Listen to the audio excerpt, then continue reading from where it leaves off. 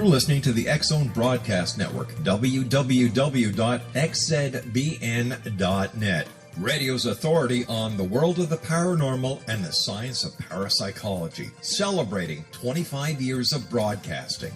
Broadcasting around the world and to the great beyond.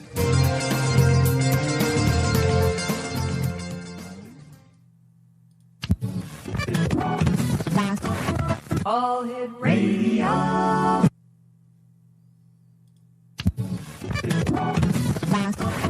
All Hit Radio.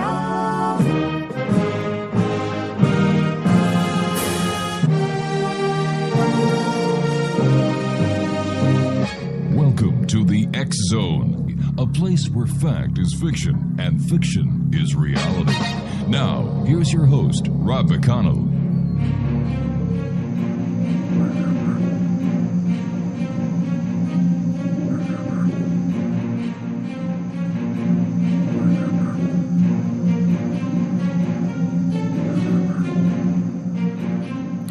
Welcome back to the X-Zone, everyone. My name is Rob McConnell, coming to you live and around the world from our broadcast center in Hamilton, Ontario, Canada.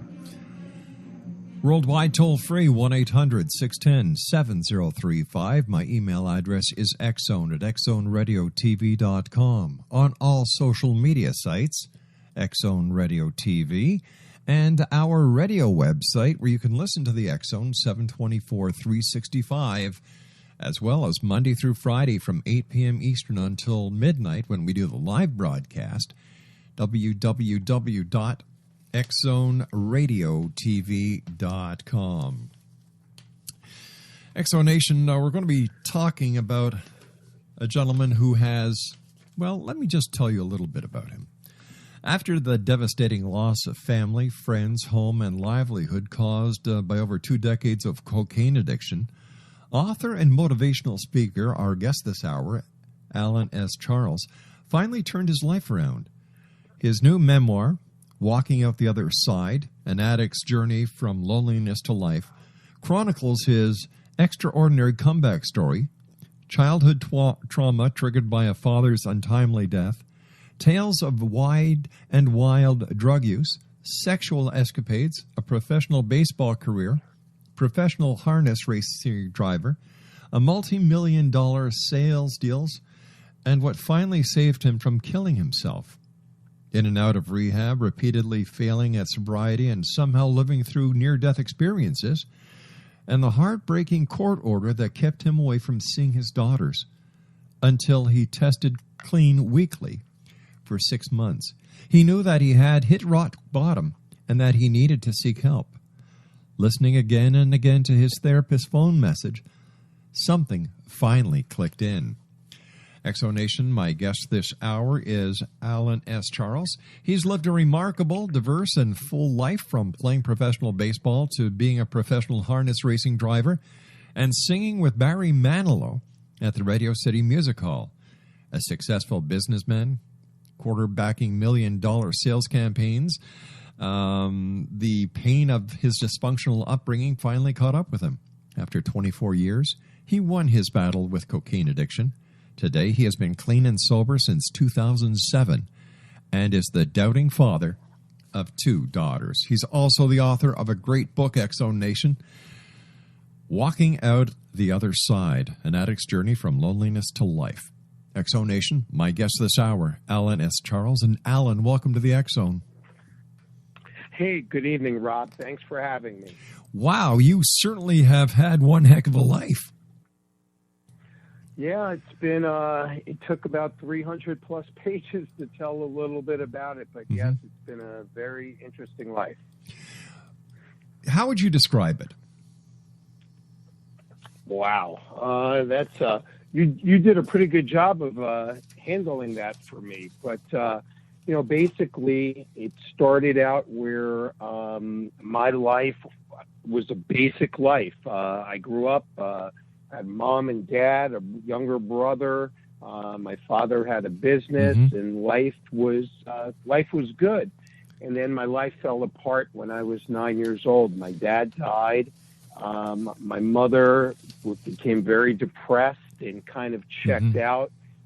my brother developed a mental illness, and I was kind of left in a war zone after that. The house got very dysfunctional. My brother started having anger problems, and my mother just didn't know how to handle the situation. Now, you battled your addiction for 24 years, losing family, friends, home, and livelihood. What was your darkest moment, and what finally turned it around for you? Wow. There were a lot of dark moments, but I think you alluded to in the introduction, while I was going through a divorce, I was in the midst of my cocaine addiction, and I tested positive in court during one of our divorce meetings, and the judge ruled that until I could have 6 straight months of weekly drug testings to show that I was clean, I was not to have any communication or be able to see my daughters. You know, you share the message of your recovery with audiences around the world. How has this sharing transformed you? Well, it's been a very impactful part of my recovery. It has given it meaning for me to be able to talk to other people and to share, especially people that are going through addictions and family members that have loved ones that are suffering, to be able to share what I went through, hopefully to help so that people do not have to go through what I went through is the part that helps me to recover and makes my journey worthwhile. What are the 5 tools that helped bring you back to life? There's quite a few, but I think I did narrow it down to 5. The first thing is persistence, and it's an inner belief in yourself never to give up, just to keep moving forward no matter what you have going on against you. Another thing that helped me was focusing and paying attention on what the next right thing to do is. So despite any of the challenges, and no matter how low or how bad things had gotten, I needed to continue to focus to do whatever the next right thing is. There was also willingness that I kind of grasped that. I was willing to make mistakes, and I sure made a lot of them. And then the next thing that worked for me was faith, believing in myself. There's a voice that I think all of us have inside of us, and not everybody listens or is in contact with what's going on. And I think things had gotten so bad that I had to really reach deep down inside and listen to what was going on.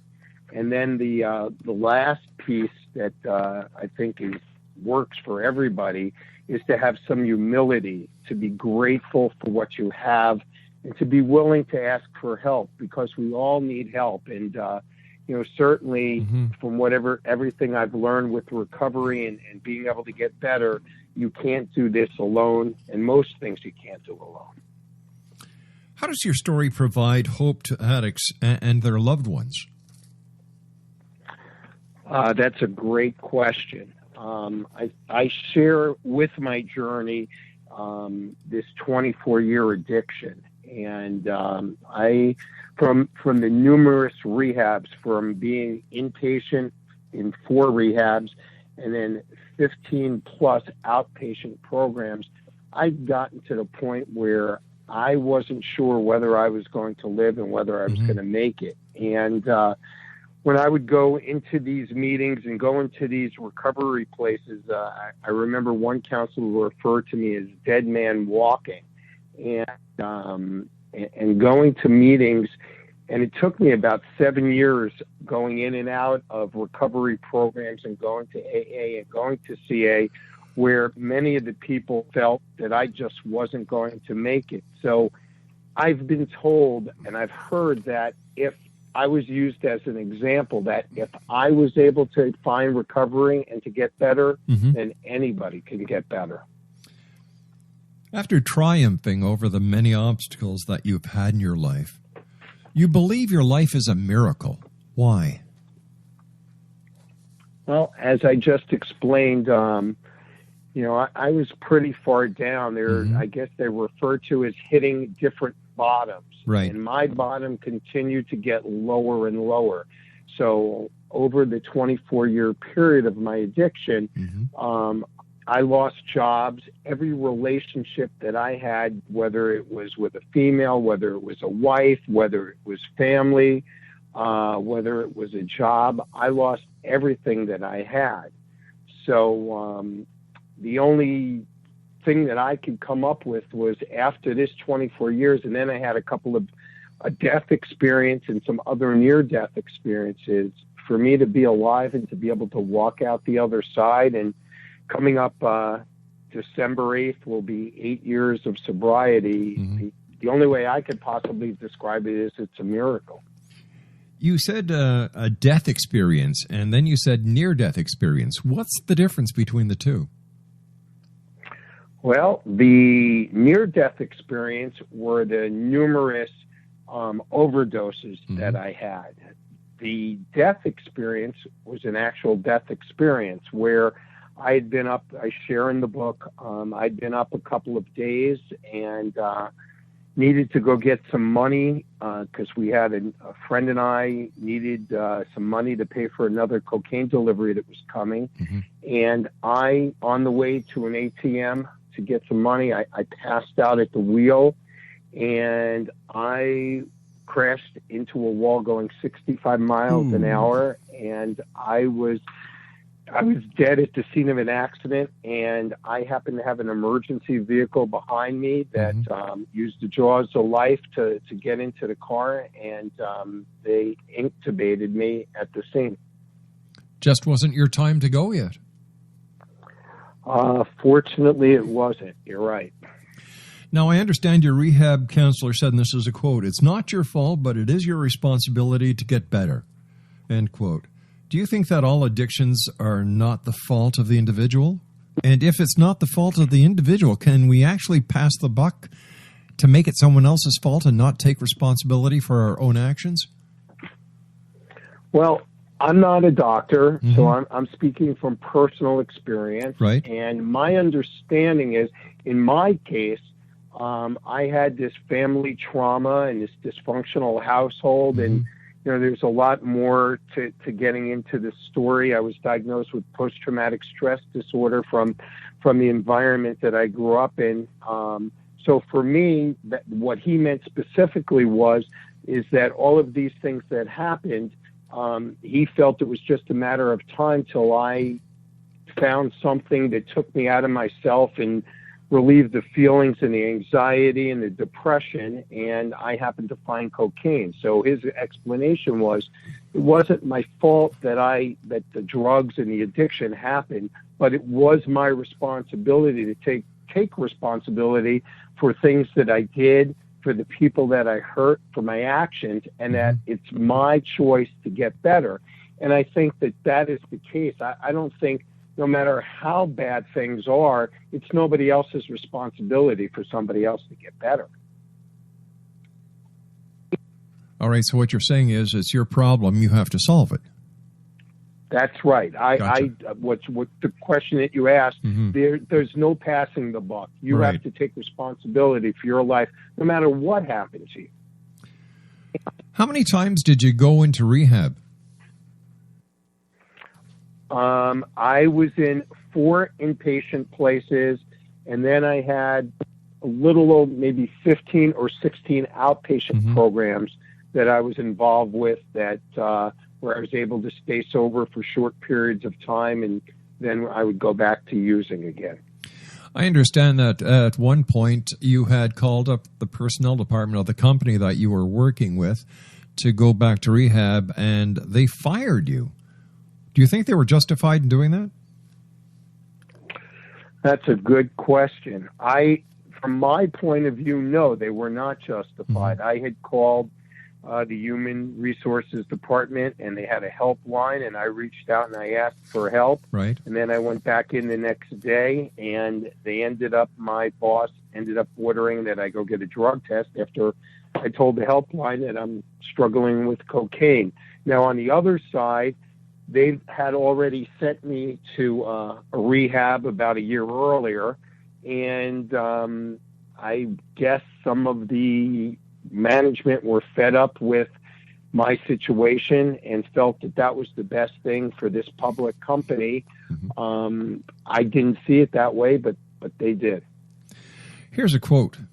I am living proof that no one is ever too far gone to get clean. If I can get sober, everyone can get sober. You said that. Do you still believe that? Absolutely. As I briefly described to you, I mean, I had hit a bottom after a bottom after a bottom, and there was nothing left. At the end, I went from having this tremendous job and a family. It was, kind of the all-American dream. I had the wife and the two children and the Labradors and the big job and the house in the suburbs and the white picket fence. And I ended up losing everything. And I was at the bottom. I got to a point where I had lost my job. I was fired. I lost my wife. She filed for divorce. I had a restraining order. I couldn't see my children. I was renting an apartment in a friend's house, and I ended up destroying that, and he had me removed, so I was basically homeless. And I was left at the bottom. And, that basically was where I was because of this disease. You've led a very interesting life. I've gone through your book, and I've read it. What are some of your most memorable highlights of your life? Well, I grew up a huge baseball fan, and that was my dream. My actual dream was to play for the New York Yankees. Right. I was good, but I wasn't great. But I had this inner desire to keep pushing and pushing. And after playing baseball at the University of Tampa in Florida, I was fortunate enough to be signed by a scout that worked with the Houston Astros. And I played professionally in the Dominican Republic. So playing in my first professional game was a highlight. Another sport that I grew up exposed to growing up in Yonkers, New York, we had a harness racetrack, Yonkers Raceway. And later on, at about 27 years old, I became a professional harness racing driver. And coming back to Yonkers Raceway at 30 years old and winning my first race driving at Yonkers Raceway was a highlight. And then the other, and this is professional highlight, the other highlight would be, or not, this one's not professional, but this one happened to be entertainment-wise. It was my favorite singer is Barry Manilow, and singing with him at Radio City Music Hall was the other highlight of my life. How did you get that job? How did you get that gig? Well, that it wasn't a job. It was I was a fan. I had a premonition the night before I went to the concert, and he does something, or at least used to do something, where he would sing the song "Can't Smile Without You," and he would stop the song a few bars into it, and he would actually call somebody up from the audience to sing with him. And I woke up the morning of the concert. I had already seen him 15 different times, and so I woke up with this premonition and thought that was kind of how it was going to happen. And I made a sign, which many of his women fans did, and there were hundreds of signs and 6,000 people inside Radio City Music Hall, and he ended up picking me to sing with him. Fascinating. That must have been really great. Yeah, it was a pretty incredible experience. Good for you, my friend. Listen, what inspired you to write your book, and how did you come up with the title? Through my life, I've had a lot of adventures. Besides the addiction and some of the tough childhood and other things that I shared in the book, there were a lot of unique and interesting things that have happened to me through my life. And I had a friend in college that I stayed in close contact with. And when I was about 30 years old and we would periodically touch base and see what's going on in each other's lives, every time I talked to him and I would tell him another story of what went on, he would say to me, "Oh my God, there's another chapter for your book." And so at that point, I started taking notes and writing things down, never dreaming that I was going to really write a book. And then as the addiction took hold, I thought maybe one day if I ever got better that I might be able to help people. And that's what ended up happening. After about 3 years of recovery, and I felt that I had a pretty good grasp of what recovery was, it hit me that maybe I might have walked out the other side. And that's how I came up with the title. And it took me a few more years to really get the project going, but it took me about 3 years to write this book. What was the hardest part for you? The hardest part of the book was reliving all of the hurt and pain that I caused on relationships, ex-wives, family, and having to go back and to relive the entire episodes. Because I happen to have a really good memory, and I had to go back in detail, and I worked with somebody on the book, and we sat and we talked and we discussed, and I gave all the facts as I remembered them. And there were periods where I would spend a month just totally depressed because I felt pain and horror of some of the actions that I had actually done and what I had done to some people. How has your addiction changed your views on religious philosophy or spirituality? Well, spirituality, there's all different kinds out there of how people get better. And some people, believe in using a program such as AA or CA or a 12-step program. Other people turn to religion and, Christianity or Judaism or, whatever their religious faith may be. But I think the underlying factor of all of this, and doesn't really matter what you believe in, but spirituality, I think, is the cog, at least of my experience of watching how people actually get better. And for me, that has been a huge cog in the belief that, there's a power that is greater than me, that has helped me. And whether it's a group of people that I speak to on a regular basis or meetings that I go to, I live and I believe in a spiritual existence, and the thoughts of doing the next right thing and helping others, and I believe that's kind of universal. All right, you and I have to take our news break at the bottom of the hour. What is the website people can go to find out more about you as well as to get your book? Okay, thank you. My website is all one word, walkingouttheotherside.com. And there's links there. My book is available online at Amazon and Barnes & Noble. All right. Stand by, Alan. It's great having you on the show. And, my hat is off to you for sharing this message. And I'm sure that you now, as well as those who read your book, you're going to make a difference in their lives, a positive difference. Exonation Alan S. Charles is our guest. Walking Out of the Other Side is his book. His website is walkingouttheotherside.com. My name is Rob McConnell. This is the X Zone, and I'll be back on the other side of this break with Alan Charles as we continue from our broadcast center here in Hamilton, Ontario, Canada. Don't go away.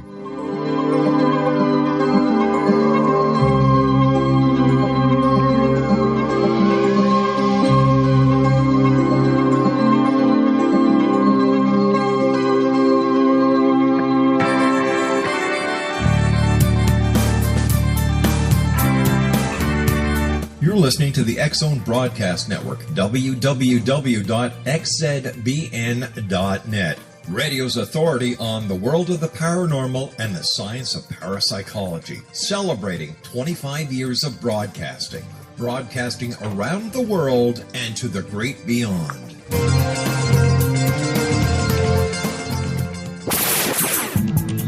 Ever wondered if your advertising dollar is really working for you? If your ad would have been here, you and more than 4 million people would be listening to it right now. Contact ads at xzoneradiotv.com.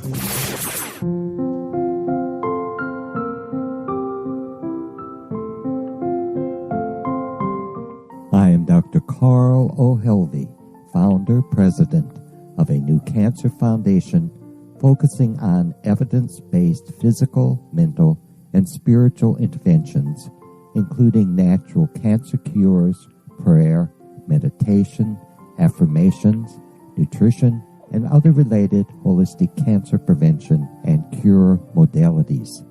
These are used in cancer education, research, and financing care. I ask for your help to continue this important work by donating at www.holisticcancerfoundation.com.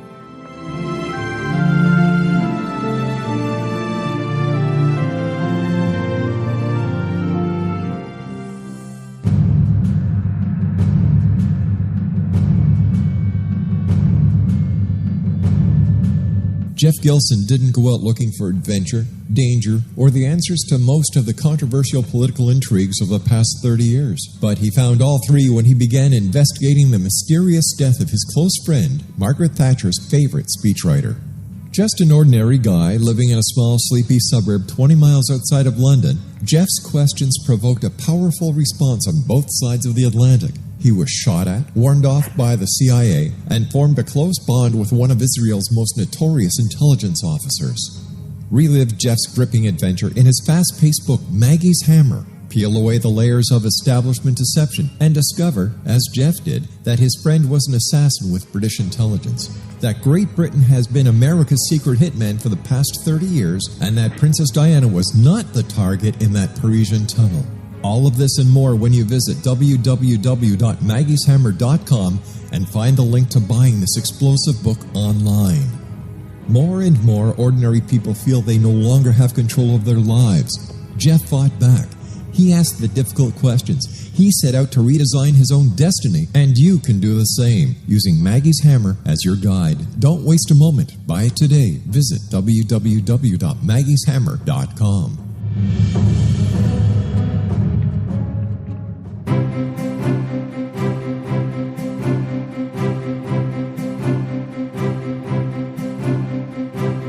While science pursues fact, magic accesses the quantum level, bridging random facts to form truth. As long as science and magic remain separate and polarized, the truth cannot be known. I'm Wilda Wieka. Join me on the Science of Magic radio program dedicated to unification and evolution of consciousness. During each episode, I'll be speaking with experienced and respected scientists and mystics. From astrologers to astronomers, from medical doctors to shaman, the scientific method to dowsing and intuition, we will weave together information from seemingly divergent practices to promote unity and enlightenment. Join me, Wilda Wieka, and the Science of Magic right here on the X-Zone Broadcast Network. For more information, visit www.thescienceofmagic.net.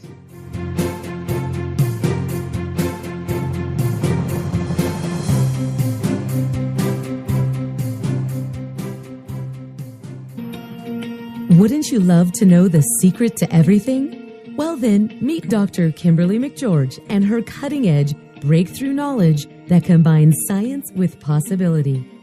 Dr. Kimberly brings real-life answers and healing to those open to alternative solutions. She teaches solution-based programs and classes that will change all areas of your life forever. Specializing in conscious creation, intuitive readings, and energy medicine, you can rapidly shift health, relationships, business, and money and abundance challenges quickly. Receive her best-selling book, Secret to Everything, at no cost by going to secrettoeverything.com/X-Zone. That's right, transformation can start now. Just go to secrettoeverything.com/X-Zone and receive Dr. Kimberly's book for free.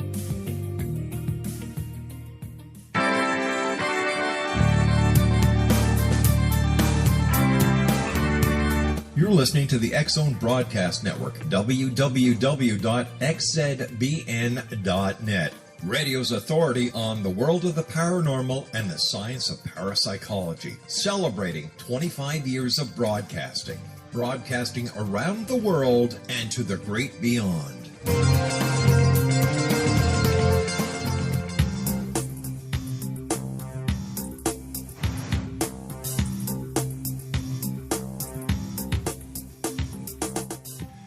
Welcome back, everyone. This is the X-Zone. I am Rob McConnell. Our guest this hour is Alan S. Charles. He's the author of Walking Out the Other Side. His website, walkingouttheotherside.com.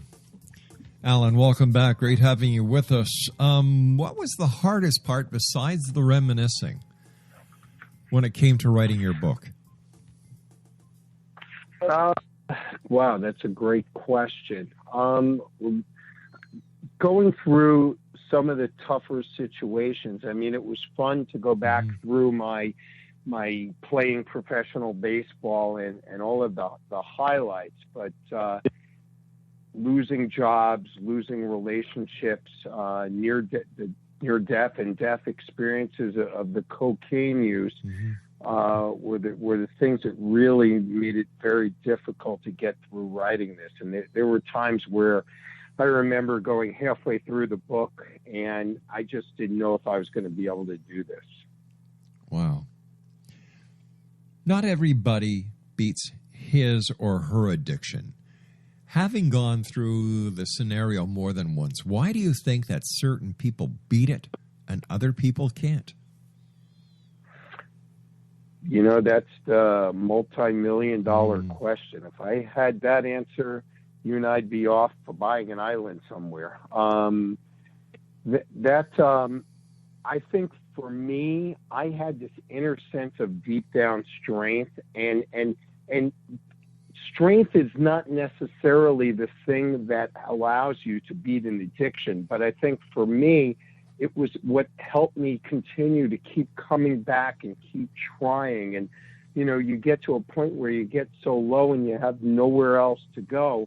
And being exposed to recovery meetings and outpatient programs, as bleak as things had gotten, I never, deep down, never gave up in myself. And I think that might be the key factor, that somehow internally that there's this slimmer of hope that somehow things can possibly get better. And that's what I think helped me. Does therapy work?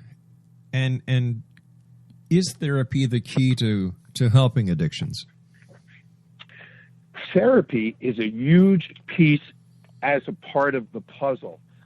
My understanding for me, and I know a lot of people that have had positive outcomes in therapy and a lot of not so good outcomes in therapy. And the biggest challenge is finding the right therapist. If you find the right therapist for you, the results could be life-changing and the greatest possible thing that could ever happen to you. And I happen to have that therapist, and I know many people that feel that way about their therapist. But unfortunately, like any other profession or business, there's a lot of people that just are not good at what they do, or it's not the right situation for somebody.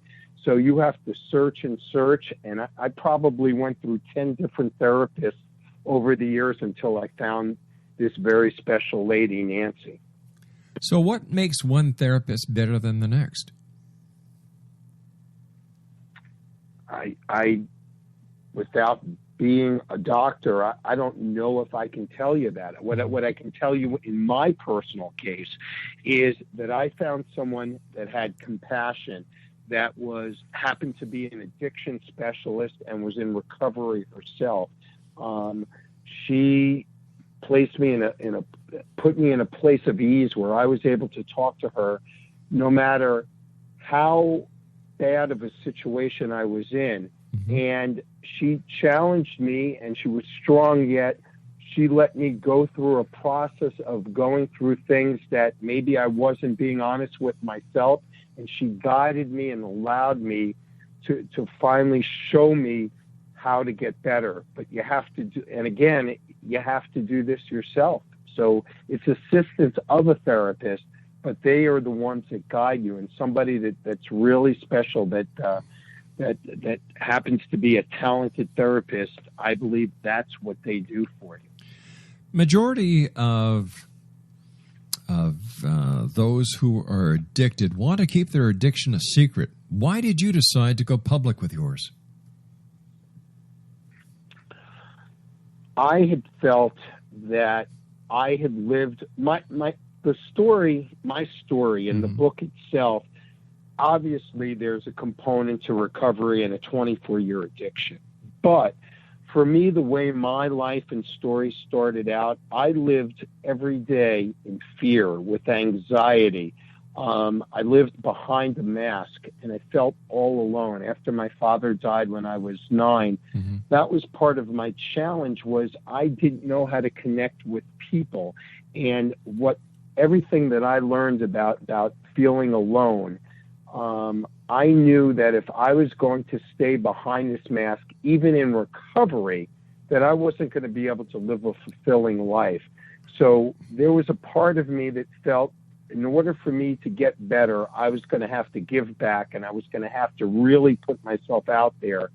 And I made this decision that I was not going to hide anything, that I was going to show everything that I went through, hopefully to help people that they won't have to go through some of the pain that I have, and that there's a different way to live, that it's not just about drug addiction, but it's about living in a different way, living a happy and prosperous life.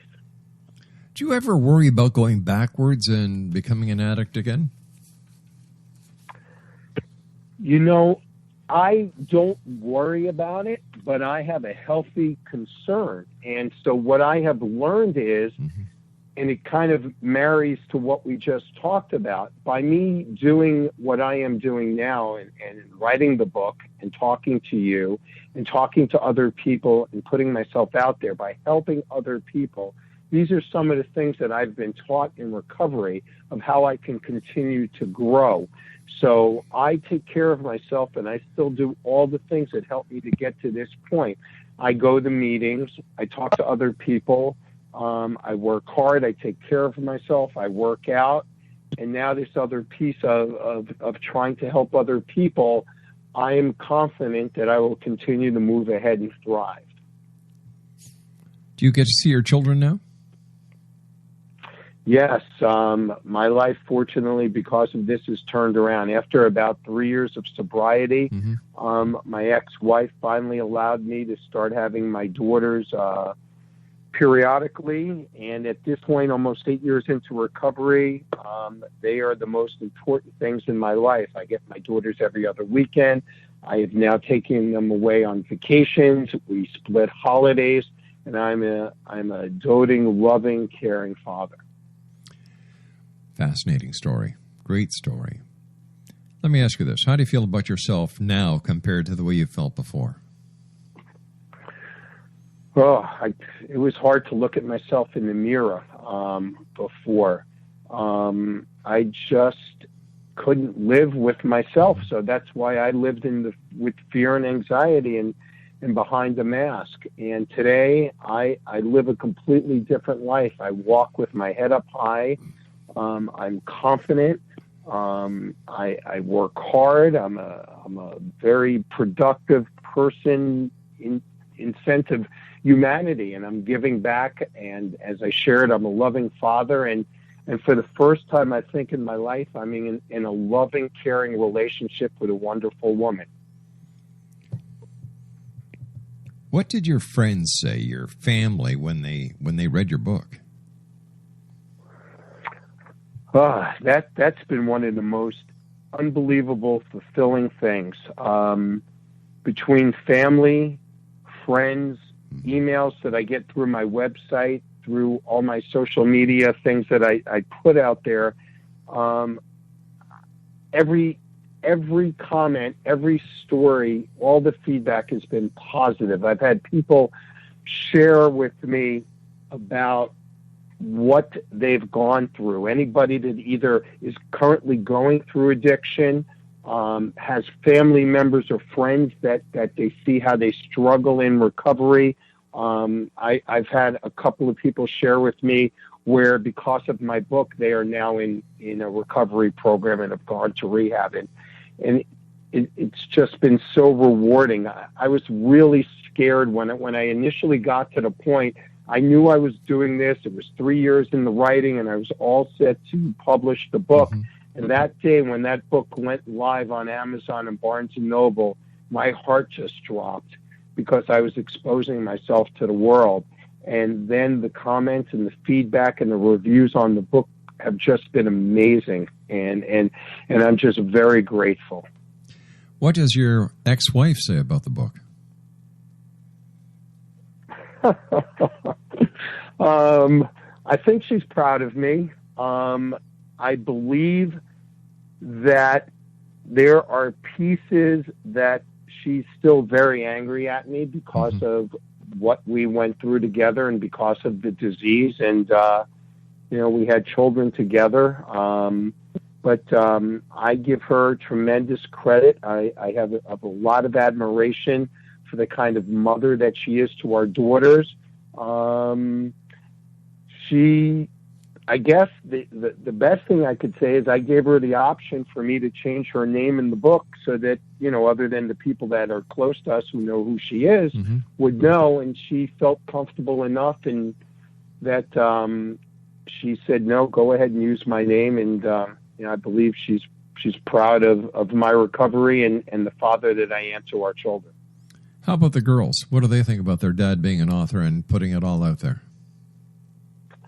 As I shared in the book, I have two daughters. My daughters are 13 and 11.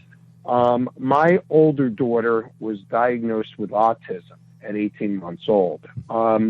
So fortunately, through all the support and help and therapy and things that we did right away with her, she I would say, is mild on the spectrum.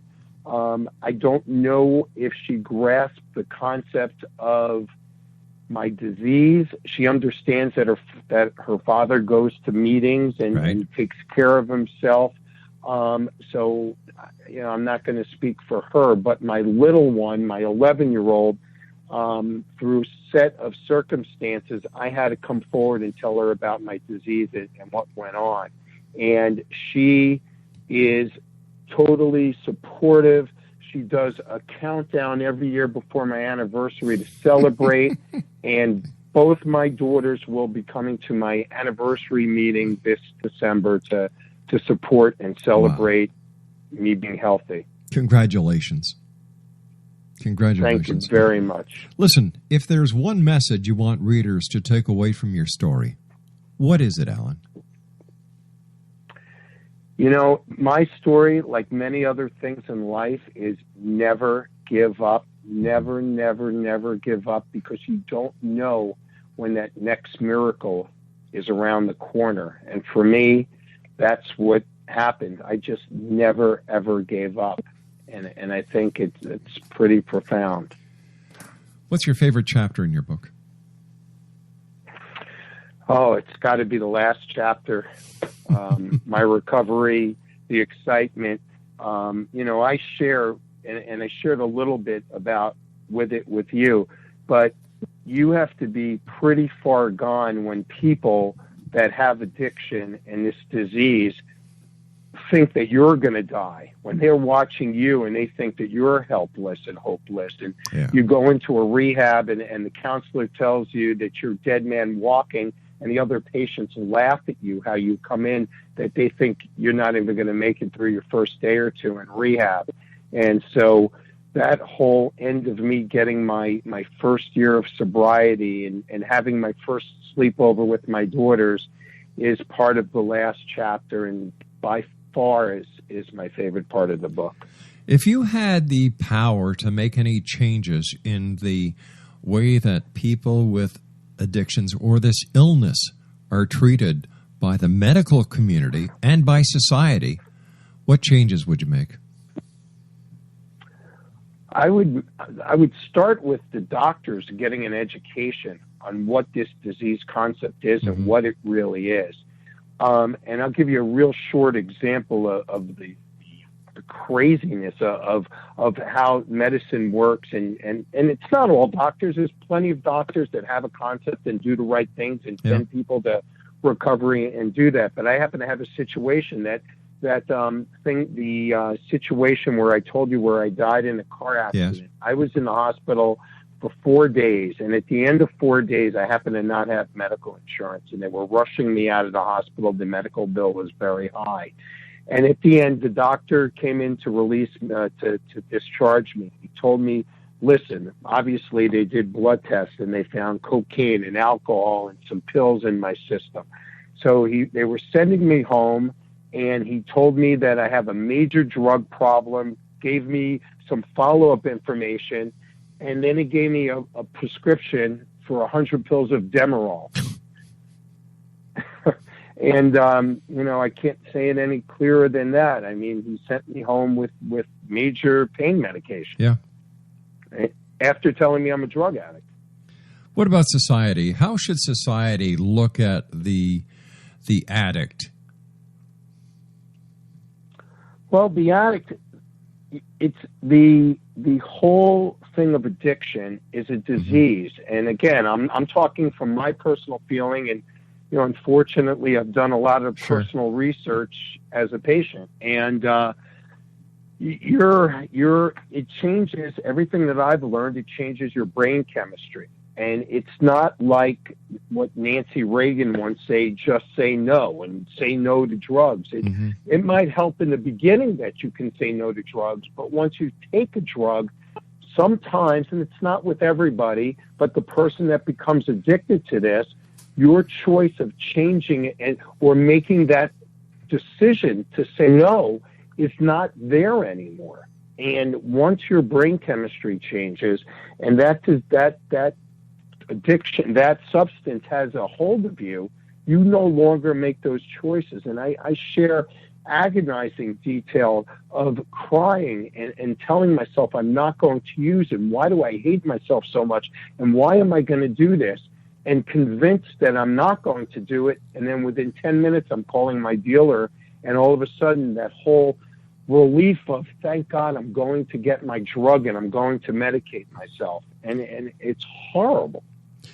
What's your opinion of releasing or relaxing the marijuana laws and legalizing marijuana? Is that something good, or should it be considered as just aiding the illness, feeding the illness? Well, it's a little scary. I think it's on an individual business. Many people are able to use drugs recreationally and use it once in a while.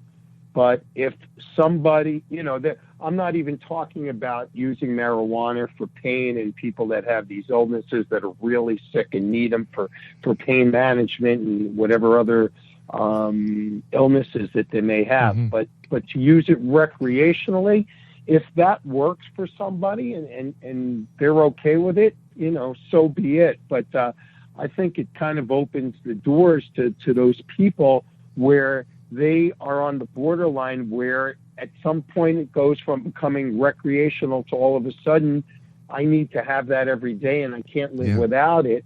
And then I believe it's a gateway to other drugs, and it could be a huge problem.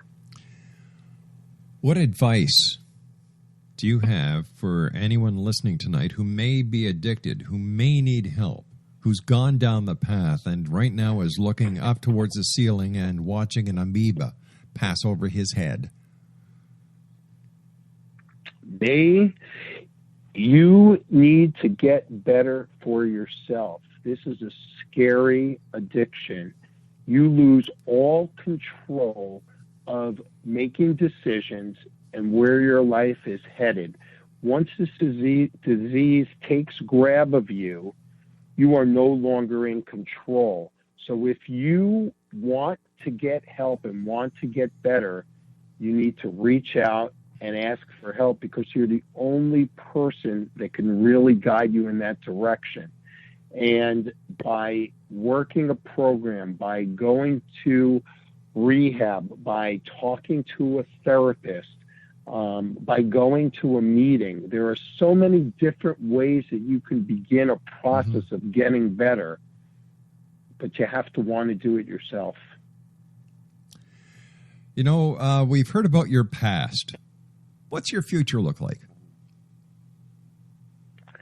Well, my future is looking pretty bright. Every day I wake up and I'm excited when I get out of bed in the morning of what my day is going to be like. I have a day job where I sell energy, and every day, as I shared before, I have emails waiting for me, people sending me messages about recovery, about what they experienced, about, what comments about my book. And I just find it joyful that I am able to help people in recovery and to guide them in the right direction. And it's exciting. And then I have 2 young daughters that I live for every single day. So and as I shared, I'm in a relationship that I've never had anything like this before. So my days are very exciting. Alan, I want to thank you ever so much for joining us tonight. It's been a great pleasure talking to you. I admire your courage, and I admire the fact that you've come out and that you're sharing what you learned to help other people fight their demons and their sickness as well. So thank you so much for joining us. Rob, thank you so much. It was a pleasure to be on your show. Sir, the pleasure was all ours. Exo Nation, my guest this hour has been Alan S. Charles. He's the author of Walking Out the Other Side, an addict's journey from loneliness to life. His website is walkingouttheotherside.com. Christmas is coming up, Exo Nation, as you know. 24 more shopping days till Christmas. If you know someone who is battling with some type of addiction, this would be a great book. Inspiration. Something to look forward to. Reading it from the hand of a man who's gone all the way down and now is rising up, helping people. That's what this world is all about. I'll be back on the other side of this commercial break with the news as we continue here in the X Zone from our broadcast center in Hamilton, Ontario, Canada. Worldwide toll-free 800-610-7035. My email address is xzone@xzoneradiotv.com. On all social media sites, X-Zone Radio TV, and our main radio website where you can listen to the X-Zone 724 365, www.xzoneradiotv.com. Once again, my guest this hour, Alan S. Charles, author of Walking Out the Other Side, an addict's journey from loneliness to life. Once again, Exo Nation, his website, walkingouttheotherside.com. I'm Rob McConnell. I'll be back on the other side of this break as we continue right here live and around the world from our broadcast center in Hamilton, Ontario, Canada. Don't go away.